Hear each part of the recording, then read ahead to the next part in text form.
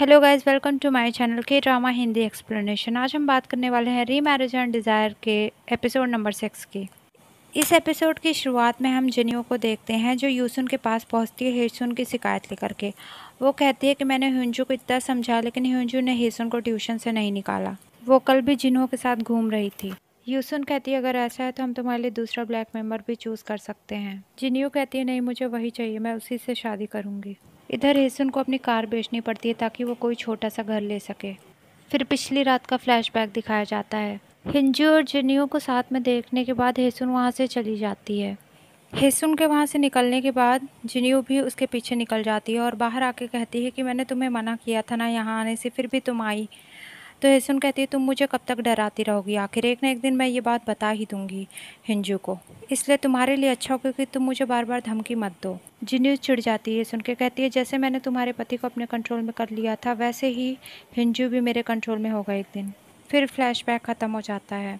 उसके बाद हेसुन TX के CEO से मिलने जाती है और उसे जिन्यो के खिलाफ बयान देने को कहती है। CEO कहता है कि मैं अपना बयान नहीं बदलने वाला, अगर मैंने अपना बयान बदला तो मेरी सज़ा और बढ़ जाएगी और मेरी सज़ा ख़त्म होने वाली है। CEO को सज़ा उसी रिश्वत के चक्कर में हुई थी। फिर हेसुन मायूस होकर अपने घर पहुंचती है और पैकिंग करना शुरू करती है। फिर वहाँ जिन्यो आ जाती है और कहती है कि अगर तुम मेरा पीछा छोड़ दो तो मैं तुम्हारा ये घर बचा सकती हूँ। हेसुन उसकी बात मानने से इनकार कर देती है और उसकी इंसल्ट करके वहाँ से उसे निकाल देती है। तभी वहाँ पे चा सुक जुन आता है जो कि हेसुन का घर नीलाम हो रहा होता है, तो वो नीलामी में उसके घर को खरीद लेता है। फिर चा सुक जुन हेसुन को उसके घर के कागज़ देता है। फिर हेसुन उसे थैंक यू कहती है और धीरे धीरे पैसे लौटाने के लिए कहती है। अगले दिन जिन्यो को ये बात पता चलती है और वो छिड़ जाती है ये सुन के। इसके बाद वो हिंजू के दोस्त के साथ हिबुल के ऑफिस पहुंचती है। हिंजू उसे वहां देख के चौंक जाता है। तो हिंजू का दोस्त बताता है कि जिन्यो अब हमारे ऑफिस में काम करती है और उसने तुम्हारे लेंस वाले डील में कुछ अच्छे पॉइंट्स ढूंढे हैं जो हमने इग्नोर कर दिए थे। एक मीटिंग के लिए उसका दोस्त वहाँ से चला जाता है। हिंजू उन पॉइंट्स को चेक करता है और जिन्यो का थैंक यू करता है। जिन्यो हंसते हुए कहती है कि ये फ्री नहीं है, आपको मुझे खाना खिलाना होगा। हिंजू उसे खाना खिलाने ले जाता है तो जिन्यो कहती है मैं आपके घर पे हेसुन को देख के चौंक गई थी। हिंजू कहता है वो अफवाह है जो आपने सुनी थी कि वो एक लालची औरत है। हेसुन बहुत अच्छी औरत है। हेसुन की तारीफ सुनकर जिन्यू पूछती है कि आप उसे पसंद करने लगे हैं। इस बात पे हिंजू मना कर देता है कि मैं उसे पसंद नहीं करता। हिंजू पूछता है कि आप मुझसे ऐसा सवाल क्यों कर रही हो, तो जिन्यू कहती है कि मैं आपसे शादी करना चाहती हूँ। आपका जब भी शादी करने का मन हो मैं चाहती हूँ आप मुझसे शादी करें। हिंजू उसकी बात चुपचाप सुनता रहता है लेकिन कोई जवाब नहीं देता है। तभी उसके पास स्पेशल लेक्चर के लिए कॉल आती है जो बड़े बड़े लोगों के लिए होता है। यूसुन को उस लेक्चर के बारे में पता चल जाता है तो वो जंग जिंगमिन की मॉम और हिंजू की मॉम की मीटिंग उसी लेक्चर में फिक्स करती हैं। शाम को जंगमिन जिन, हेसुन और चासुक जुन अपना अपना लेक्चर देते हैं। लेक्चर खत्म होने के बाद जंगमिन जिन, चासुक जुन और हिंजू बातें करते हैं। जंगमिन जिन को पता चलता है कि चासुक जुन भी उस मार्क्स पार्टी में आया था। जिनमिन वहाँ पे हेसुन और चासुक जुन की पास्ट लाइफ के बारे में बातें करती है जिसमें वो दोनों रिलेशनशिप में थे। इधर जिन्यू भी वहाँ पहुँच जाती है और बाहर खड़े होकर हिंजू को देख रही होती है। तभी हेसुन उसे पीछे से देख लेती है और अंदर पकड़ के ले जाती है। हिंजू पूछता है कि आप यहाँ क्या कर रही हैं, तो जिन्यू मीटिंग का बहाना बना देती है। जिंगमिन भी जिन्यू को पहचान लेती है और कहती है यहाँ तो पार्टी के सारे लोग इकट्ठा हो गए हैं। तभी हेसुन कहती है कि हाँ अब मैं वो बात बता सकती हूँ जो मैं उस पार्टी में बताने वाली थी। हेसुन सारी बात बता देती है। ये बातें सुन करके जिन्यू बिल्कुल डर जाती है। तभी हेसुन गेम खेलती है और उसका नाम लेकर के कहती है कि ये बताओ जिन्यू, क्या मैं उसका नाम बता सकती हूँ, ये कोई ऑफेंस तो नहीं होगा। तो जिन्यू छिड़ते हुए कहती नहीं, आप उसका नाम नहीं बता सकती हैं, ये कानूनी जुर्म है। हेसुन उसका नाम नहीं बताती है। दूसरी तरफ जिंगमिंग की मॉम और हिंजू की मॉम एक दूसरे से बातें करते हैं और बच्चों के आने का वेट करते हैं। इधर सब लोग जाने लगते हैं। जब हेसुन जाने लगती है तो चासुक जुन उसका हाथ पकड़ लेता है और उससे बातें करता है।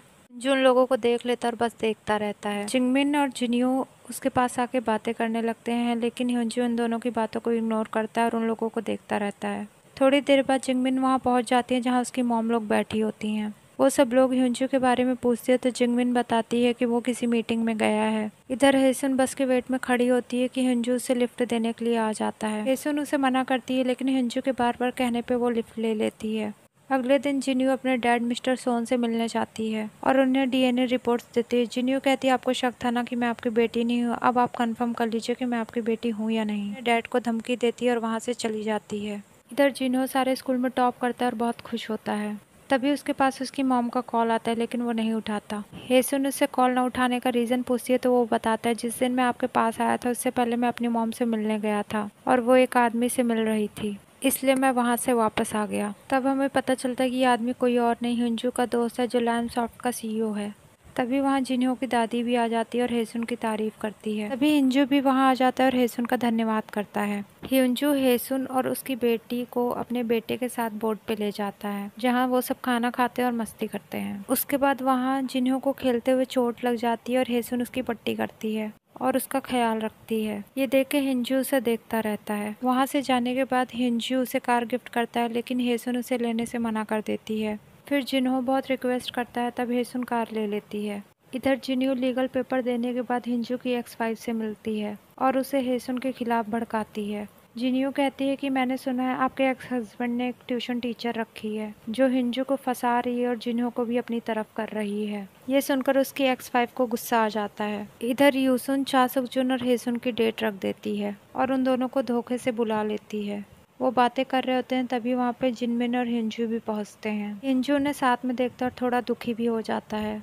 वो चारों एक दूसरे को हेलो करते हैं और अपने अपने टेबल पे चले जाते हैं।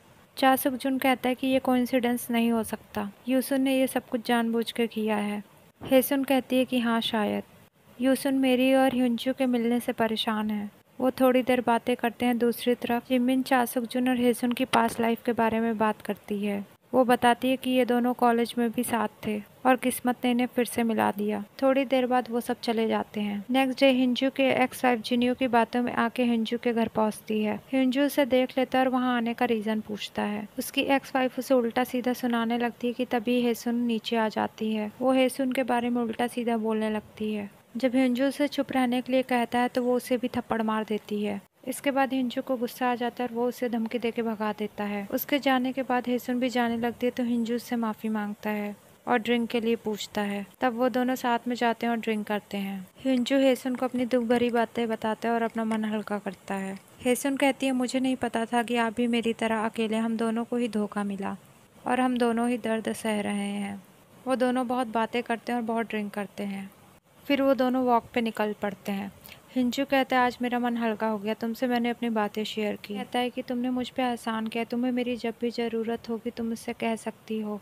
हेसुन कहती है, मैं आपसे कुछ मांगना चाहती हूँ। वो उससे क्या मांगती है ये भी सीक्रेट होता है।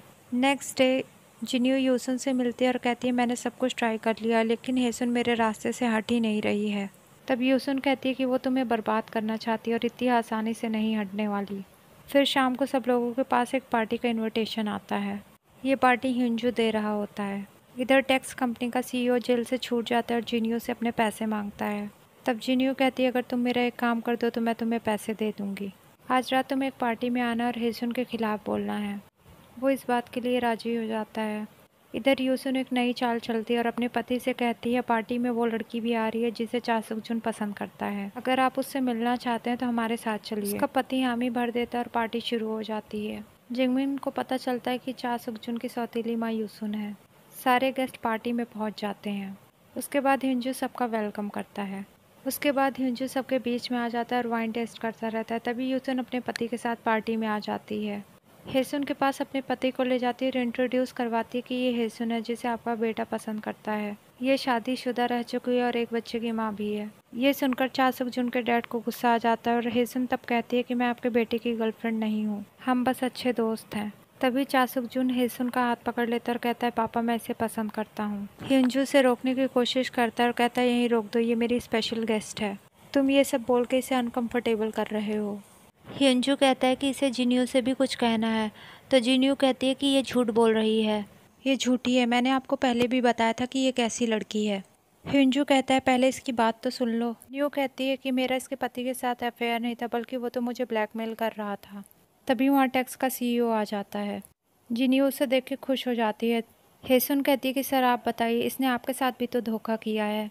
तब जिन्यू कहती है कि हाँ सर बताइए, इसके पति ने क्या किया था। तभी वो जिन्यू को थप्पड़ मारता है और कहता है, हाँ मैं बताता हूँ कि क्या हुआ था। फिर एक फ्लैशबैक शुरू हो जाता है जिसमें हिंजू टैक्स के CEO से मिलने जेल में जाता है और सच्चाई पूछता है। हिंजू उसे पैसों का लालच और बाहर निकलवाने का लालच भी देता है और सारी सच्चाई पता कर लेता है। फिर फ्लैशबैक ख़त्म हो जाता है। फिर पार्टी में सीईओ एक रिकॉर्डिंग सुनाता है जिसमें जिन्यू कहती है सीईओ से कि मैं मिस्टर कांग से रिश्ता ख़त्म करना चाहती हूँ, आप पैसे उसके अकाउंट में डलवा दीजिए ताकि हम फंस भी जाएं तो मिस्टर कांग को जेल जाना पड़े और हम बच जाएं। तभी पुलिस वहाँ पे आ जाती है और जिन्यू को धोखाधड़ी के केस में गिरफ्तार कर लेती है। हेसुन रोते हुए उसे देखती रहती है और एपिसोड यहीं पे ख़त्म हो जाता है। Thanks for watching.